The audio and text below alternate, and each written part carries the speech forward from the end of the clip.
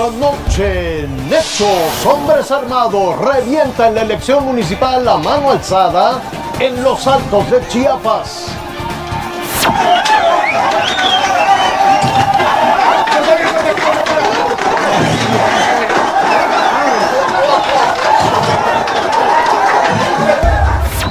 El presidente López Obrador celebra que la Suprema Corte no bloqueara su decreto para agilizar obras públicas. Queda el acuerdo vigente para no detenernos en trámites. Los constructores hacen un llamado para que también eliminen trabas en el sector privado. Hay tramitología que seguramente no es necesaria y que muchas veces está diseñada para poner piedritas en el camino a los desarrolladores o a los constructores. El Banco Central de Estados Unidos anuncia que para combatir la inflación terminará con los estímulos y subirá las tasas de interés el año entrante. Anuncian cambios en la Procuraduría Fiscal, en el Banco del Bienestar, en el IPAB y en el INSABI. Asegura Arturo Saldívar que en la Suprema Corte ya no se tolerará la corrupción. Hemos roto las estructuras de poder por las que abogados, despachos y representantes de intereses económicos traficaban influencias e impunidad al interior del Poder Judicial. Estados Unidos ofrece una recompensa de $20 millones por los hijos del Chapo Guzmán. Legisladores del Movimiento Ciudadano toman la tribuna en protesta por la su exclusión de la Comisión Permanente.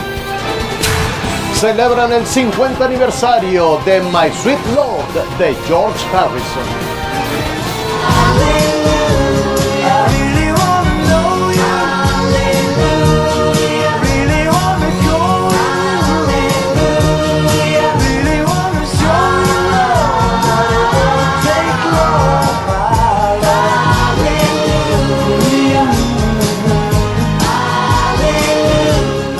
¿Cómo le va? ¿Cómo está? Yo soy Javier Alatorre, qué bueno que está con nosotros. Tenemos muchísima información, como ya le adelantamos. Vamos a iniciar con los usos y costumbres en Chiapas. A partir de los usos y costumbres se tenía que elegir a los habitantes de Oxchuc. A mano alzada llegó un grupo armado y reventó la elección.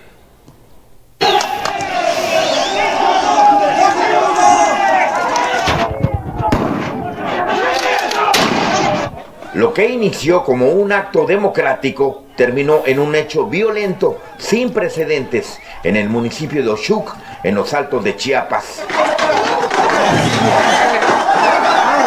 La asamblea para elegir autoridades municipales dejó un saldo de al menos una persona muerta y un número aún sin cuantificar de heridos. Un grupo armado ingresó a la plaza cuando estaba a punto de culminar la elección en el único municipio de Chiapas autorizado por el Tribunal Electoral Federal para elegir sus autoridades mediante usos y costumbres. Fueron 10 candidatos, 5 hombres y 5 mujeres, los que a mano alzada competían para encabezar el ayuntamiento. Pero cuando 2 candidatos quedaron en la recta final, iniciaron los gritos, luego los golpes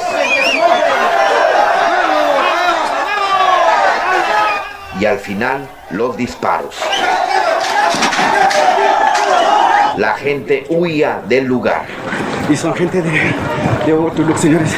Un hombre herido en una calle era auxiliado por pobladores. Ayuden, pues, ayuden. Ayuden. No. Lo recostó, ¿dónde lo vamos a llevar? La elección estuvo a cargo de una asamblea general comunitaria integrada por 142 localidades, quien daría validez a la elección. Los habitantes solicitaron que no existiera presencia de policías, por lo que solo asistieron autoridades electorales como testigos para dar fe de los hechos y validar la elección. Aunque esta vez quien dará fe de los hechos será un ministerio público para responder muchas preguntas por estos hechos, como quién comenzó la violencia, de dónde salieron las armas y qué hay detrás de estos lamentables sucesos. Eri Acuña Meneses, Fuerza Informativa Azteca. Continuaremos desde luego con la investigación para ofrecerle aquí la respuesta a estos cuestionamientos que nos hace Eri Acuña desde Chiapas. Vamos ahora a la Ciudad de México. También se vivieron momentos de tensión cuando un grupo de encapuchadas trataban de liberar a una mujer detenida. Un grupo de mujeres encapuchadas se enfrentaron anoche a golpes contra elementos de la Secretaría de Seguridad Ciudadana en la colonia Doctores. Las mujeres trataron de evitar el traslado de una joven que un día antes fue detenida por las autoridades acusada de violencia intrafamiliar. Las mujeres llegaron desde la tarde de ayer a la agencia del Ministerio Público 59, ubicada en la calle Doctor Lisiaga y Doctor Bertis. En ese lugar vandalizaron una patrulla de la Policía de Investigación, realizaron pintas, encendieron una fogata y cerraron la vialidad.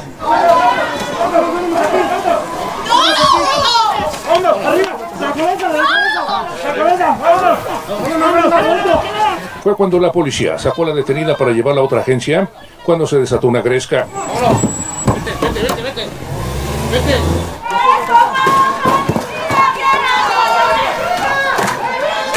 Volaron palos, cubetas y piedras contra los escudos de las mujeres policía.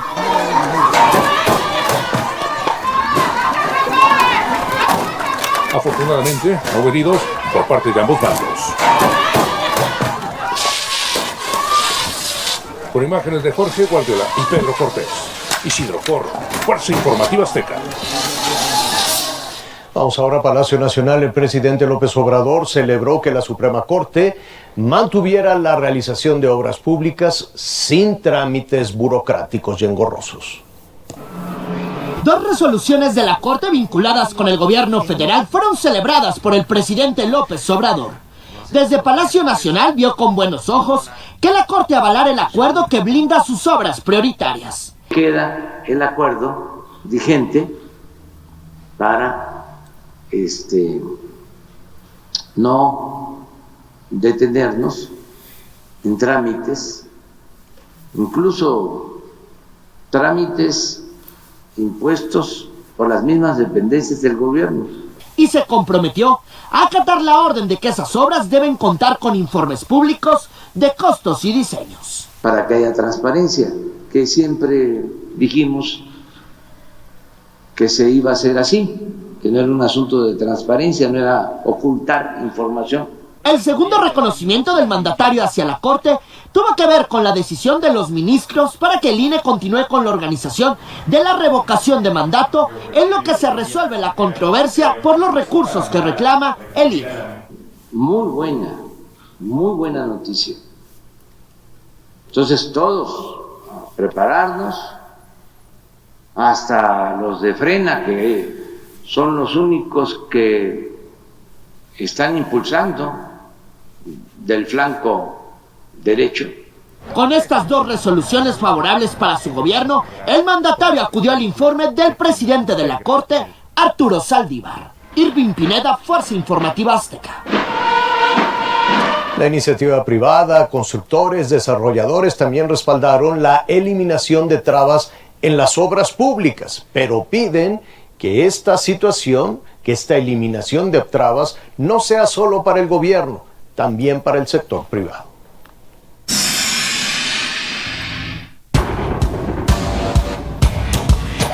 ¿Quién no ha sufrido la burocracia de los trámites y las regulaciones? Pues en la industria de la construcción, asegura este ingeniero, son los reyes para ponerlos más absurdos y excesivos. Dan el ejemplo de un permiso para construir, es de los que puede matar un proyecto. Te puede llevar de medio año a más tiempo.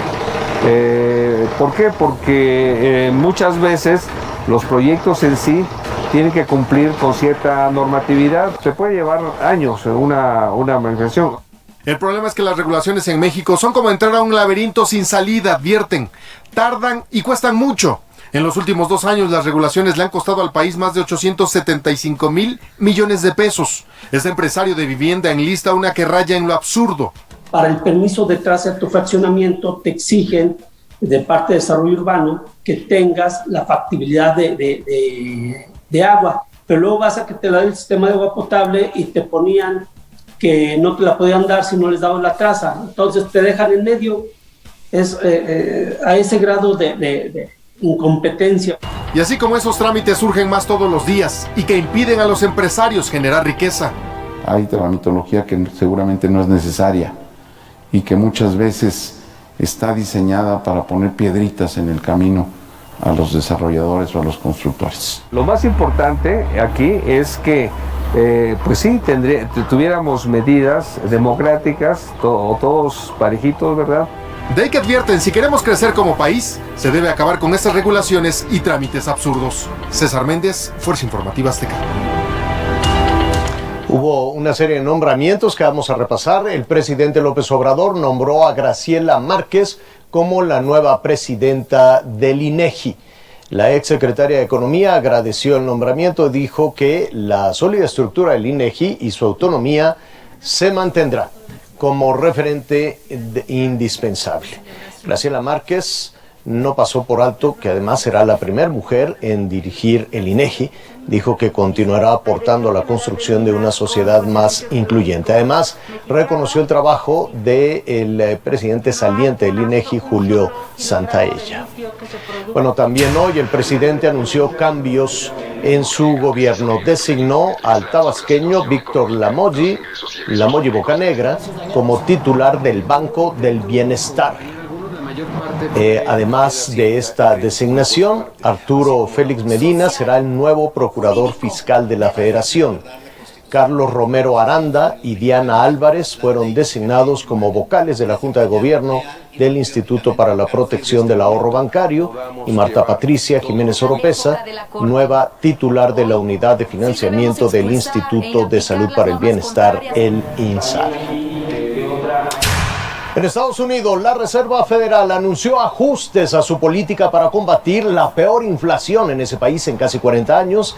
Dijo que va a terminar con el programa de compra de bonos en marzo y que podría elevar las tasas de interés las veces que sea necesario. Las intensas presiones que se viven en el mundo hicieron recordar tiempos aciagos para México. Tiempos de despilfarro, de endeudamiento, de soberbia, que pagó la sociedad. A muchos ya se les olvidó, otros más ni siquiera lo vivieron. Pero hace 40 años, México sufrió una de las devaluaciones más dramáticas y devastadoras que se tenga memoria a nivel mundial. Para que se dé una idea, en esa época el dólar pasó de 12.50 a 3,000 pesos. Sí, escuchó usted bien, 3,000 pesos por uno solo de estos billetes. La inflación pasó en un año de 191 a 303%, es decir, 47 veces más que la inflación que vivimos actualmente. La deuda externa del gobierno se triplicó, al igual que las tasas de interés. Los hogares mexicanos son los que más sufrieron, ¿no? Pero los productores también, ¿no? Todo se encareció, entonces vino una crisis con una caída fuertísima de la economía. Eran los tiempos del boom petrolero. Nos conocían en el mundo como los nuevos ricos, pero unos ricos soberbios, ineptos y despilfarradores. Pensemos en grande para ser grandes, seremos grandes. A principios de los 80, México recibía de golpe más de 100,000 millones de dólares por excedentes petroleros, la mitad de nuestras actuales reservas internacionales. ¿Y sabe qué hizo el gobierno con ese dinero? Se financiaron obras monumentales, se compraron empresas, restaurantes, teatros, cabarets. Para que se entienda, el gobierno se convirtió en un comprador torpe y compulsivo. Y por si fuera poco, el gobierno le apostó a pedir prestado a los organismos y bancos mundiales con el aval petrolero. Pero la realidad nos alcanzó muy pronto. Los precios internacionales del petróleo empezaron a bajar, pero la orden del entonces presidente José López Portillo fue que nosotros los íbamos a subir. Decía que todo era temporal, que todo iba a pasar. López Portillo le tocó el auge petrolero de los precios del petróleo y pues lejos de corregir los desbalances que había hecho su predecesor, Luis Echeverría, los empeoró. Los precios se desplomaron, nuestras ventas se hundieron y aún así el gobierno no dio marcha atrás. El país literalmente quebró, se quedó sin dinero y las familias mexicanas sin patrimonio ni futuro. Soy responsable del timón, pero no de la tormenta. México enfrentó en la década de los 80 la peor crisis financiera en su historia, una crisis que se agudizó con las medidas anunciadas. He expedido en consecuencia 2 decretos. Uno que nacionaliza los bancos privados del país y otro que establece el control generalizado de cambios. Ya han pasado 40 años del inicio de la tragedia de la exorbitante inflación, de las altas tasas de interés, de las malas decisiones. Yo creo que debemos aprender de la historia, pero sin embargo la historia se nos olvida muy pronto. Hoy advierten, la situación es diferente, pero no está exenta de los contagios, de las repeticiones, de las políticas que entorpecen el desarrollo productivo. Roberto Domínguez, Fuerza Informativa Azteca. Mire, una crisis que golpea a todo el país son los baches, sí. Desde la presidencia de la República, el mismo presidente de la República ha llamado a toda la ciudadanía a presionar y presionar a las autoridades. Ya estamos recorriendo diferentes ciudades para ver en qué situación estamos, de norte a sur. Ya vimos la situación en Baja California, vimos la situación en Tabasco. Vamos ahora a Sinaloa. Así está Mazatlán. En estas calles hay de todos tamaños y formas. Son los baches que después de la temporada de lluvias aparecieron en Mazatlán, Sinaloa. Todos los conductores tienen que evadirlos o de plano caer en ellos. Hay unos que se abrieron con el agua lluviosa, otros por una mala reparación y ubicado al norte de la ciudad por un fuerte problema. Chiquita, no hondo. Mire, checa la camioneta nomás. Es un tirero de agua puro drenaje esto. En una zona lo que más ha molestado a los automovilistas no es el frenón que se debe hacer en el tope, sino que inmediatamente después caen en el bache. Aquí le he reportado como 3 veces y es hora que nunca llegan a arreglarlo. Ahí se sigan las muelles, los carros o suspensiones, no hacen caso. Aquí le echó 2 veces cemento y se sumía, pero no hacen caso. Que vengan a arreglar no cambian ni. Nunca vienen a arreglar. El ayuntamiento informó que a través de obras públicas en las calles han esparcido 5.500 metros cúbicos de asfalto en los últimos 2 meses. Pero cuando se tapan unos baches salen otros o los mismos se abren de nuevo según los vecinos. Tú ves de ahí para allá, hasta la Santa Rosa, no, pues, ahí está esos que están aquí, mira. Y todas las calles, así están todas las calles aquí en Jabalíes. Y te vas allá por la avenida de los Jabalines también están igual. Es cuenta nunca acabar aquí los baches.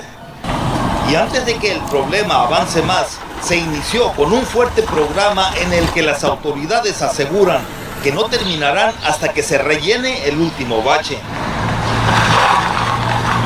Juan Muñoz, Fuerza Informativa Azteca.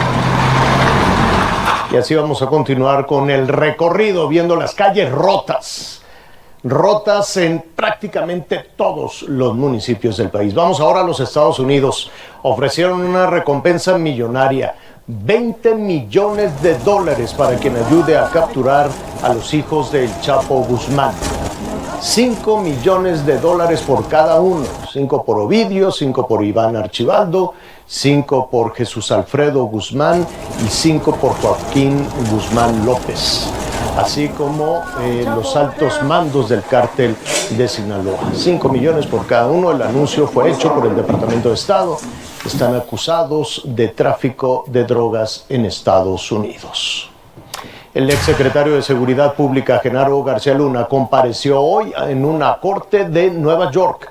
Sus abogados defensores pidieron que la Fiscalía de Estados Unidos presente las pruebas sobre los presuntos vínculos de García Luna con el narcotráfico. Pidieron también más tiempo para revisar la documentación del caso. La siguiente audiencia será el próximo 16 de febrero. El juicio está programado para otoño del año entrante. El accidente de la semana pasada, en el que murieron desafortunadamente 56 migrantes, ha generado un nuevo peregrinar de personas que vienen desde Centroamérica, en particular de Guatemala, buscando a su familia. Don Ricardo salió desde el domingo, desde Canilla, municipio del departamento de Quiché, Guatemala, en busca de su hijo, Stanislao Rolando Toj de la Cruz, que según dice, subió al tráiler que se accidentó el pasado jueves con destino a Puebla. Me dijo que me iba a mandar un par de audios cuando él llegaba allá. Después yo me quedé esperando toda la tarde el jueves, ya no recibí mensajes ni audio, nada. Yo estoy preocupado y donde vi ese accidente, la verdad que me preocupé mucho y he escuchado la noticia y tanto y no he escuchado información de él. Stanislao tiene apenas 18 años. Salió de Guatemala con el sueño de llegar a Estados Unidos. No se sabe nada de él y su familia está desesperada. Yo como le dije que si él tiene todo el deseo, yo pues lo apoyé, ¿verdad? Y lástima. Pues yo espero en Dios, ojalá que él, espero buena noticia de él, vea que él esté en vida, eso es lo que yo quisiera. En las listas de heridos no aparece y pide a la población que si lo han visto pueda brindar algún dato a las autoridades y así localizarlo. Alberto Chamelira, Fuerza Informativa Azteca. Este miércoles quedó instalada la Comisión Permanente del Congreso de la Unión. La Cámara de Diputados aprobó la designación de 19 legisladores que estarán junto con los senadores. 19. Morena tendrá 8 diputados, el PAN 4, el PRI 3, el Partido Verde 2, el PT 1 y el PRD 1. Eso sí, hubo protestas desde luego momentos antes de la instalación de la Comisión Permanente. Los diputados y senadores de Movimiento Ciudadano tomaron la tribuna ahí en la Cámara de Diputados porque su partido, el Partido Naranja, quedó excluido. Oaxaca, Chiapas y Guerrero concentran a los municipios con el mayor porcentaje de población en situación de pobreza. No pueden salir de esa situación desde hace ya muchísimo tiempo. La mayoría de los pobladores en pobreza se encuentran en zonas metropolitanas, así lo dio a conocer el Consejo Nacional de Evaluación de la Política de Desarrollo Social, el Coneval. Dijo que en el 2020 la mitad de la población en situación de pobreza se concentró en 173 municipios.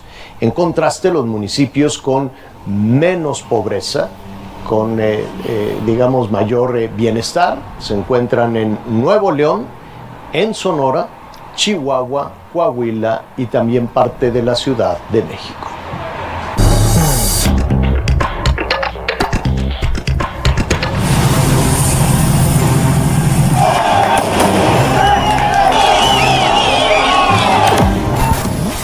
Con aparentes muestras de admiración mutua y cercanía, los presidentes de China y Rusia, Xi Jinping y Vladimir Putin, sostuvieron una cumbre virtual. Después del boicot diplomático de Estados Unidos, Putin dijo que asistirá a la inauguración de los Juegos Olímpicos de Invierno en Beijing. El presidente de Estados Unidos, Joe Biden, recorrió una de las zonas más afectadas por los tornados que dejaron 88 muertos en 5 estados. Derek Chauvin, el ex policía de Minnesota que fue encontrado culpable del asesinato de George Floyd, ahora se declaró culpable de haber violado sus derechos civiles. La empresa israelí NSO planea cerrar la unidad de desarrollo del software espía Pegasus e incluso analiza venderse a sí misma a un fondo de inversión. La ex encargada de recursos humanos de Unilever, Lina Nair, fue nombrada como nueva presidenta ejecutiva de Chanel. Presentaron el video del relanzamiento de la canción de George Harrison, My Sweet Lord, en el que aparecen una docena de celebridades. Entre otras están Mark Hamill, Jon Hamm y Patton Oswalt.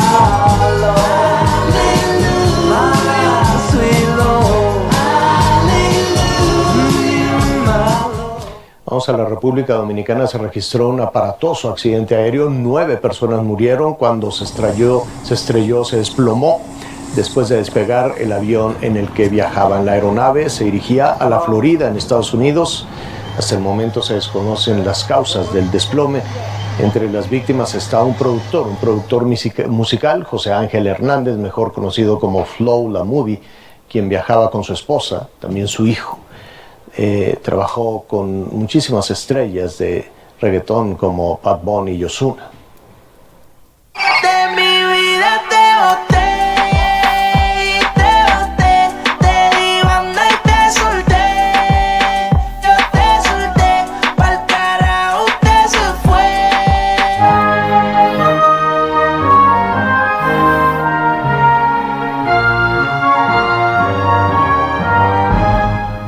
Muy bien, ya está con nosotros Sergio Vela con su comentario. Sergio, ¿cómo estás?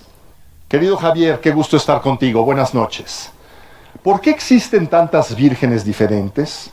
¿Cuáles son las particularidades y la importancia de cada una de ellas? A partir de una visita al llamado Camarín de la Virgen de Loreto en Tepozotlán, Estado de México, que alberga un espectacular retablo dedicado especialmente a la Virgen de Guadalupe, reflexionamos acerca del papel y la relevancia de la Virgen María a través de sus múltiples advocaciones en diversas regiones del mundo. Acompañemos en esta cápsula a la historiadora e investigadora Consuelo Maquíbar para ahondar más sobre este fenómeno religioso. A la Virgen María se le venera, se le invoca de muchas maneras.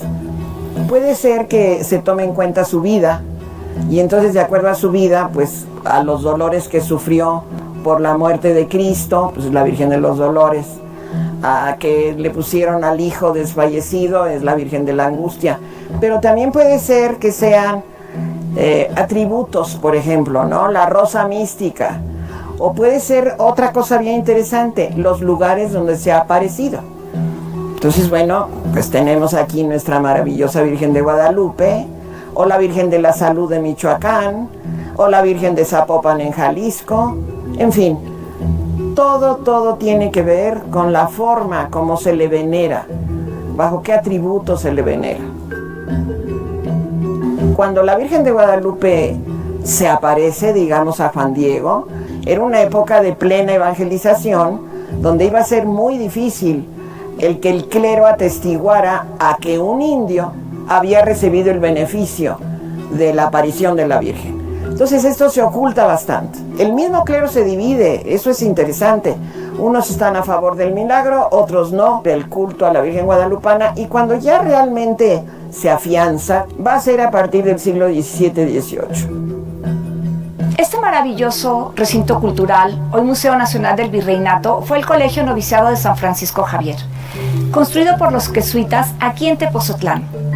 Es un ejemplo de la magnífica arquitectura novohispana que alcanza su máxima expresión en la fachada de cantera exquisitamente labrada. Este lugar fue construido en el siglo XVII y XVIII por parte de la Compañía de Jesús. Este colegio fue el centro principal, cultural y económico del virreinato. Y la devoción es maravillosa, porque lo que se dice es que la casita de la Virgen, pues para que no fuera mancillada por los musulmanes, etcétera, etcétera, se la llevan los ángeles volando. El camarín lo que hace es servir como de recámara, precisamente, porque entonces donde está la imagen principal, se abre el fanal, se baja la imagen, se reviste si es que hay que cambiarle el ropaje o lo que sea. Cómo sacaban a la Virgen en procesión, que le han de haber sacado, pues para pasar a la iglesia o para salir al pueblo. ¿Saben qué? Que además también Tepozotlán nos ofrece la particularidad de todas las técnicas que se usaban en la ornamentación barroca, aquí están.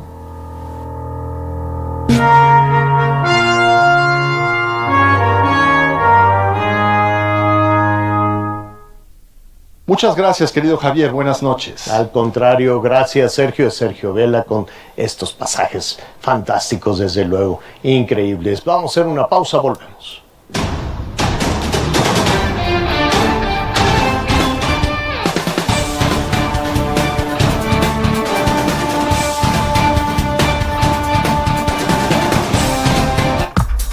La tecnología se ha convertido en uno de los regalos preferidos en esta temporada.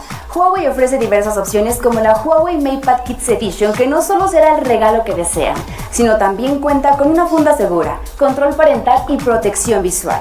Huawei Watch Kids 4 Pro con videollamadas controladas por los padres en HD, posicionamiento GPS para saber dónde están en todo momento y llamadas de emergencia. Para comenzar el año siempre es conveniente estrenar celular. Huawei Nova 9 resulta una gran opción, con una cámara cuádruple de 50 megapíxeles y una supercarga de batería que logrará el 100% en tan solo 38 minutos. Otra opción es regalar relojes inteligentes como Huawei Watch GT3 con hasta 100 modos de entrenamiento, batería de hasta 2 semanas y monitoreo de oxigenación 24/7. Para las mujeres, una buena opción son los FreeBuds 4 edición Lipstick, con un case que cabe hasta en la bolsa más pequeña. Todo esto se puede encontrar en las Huawei Experience Store en diferentes puntos de la República o Huawei Store oficial online.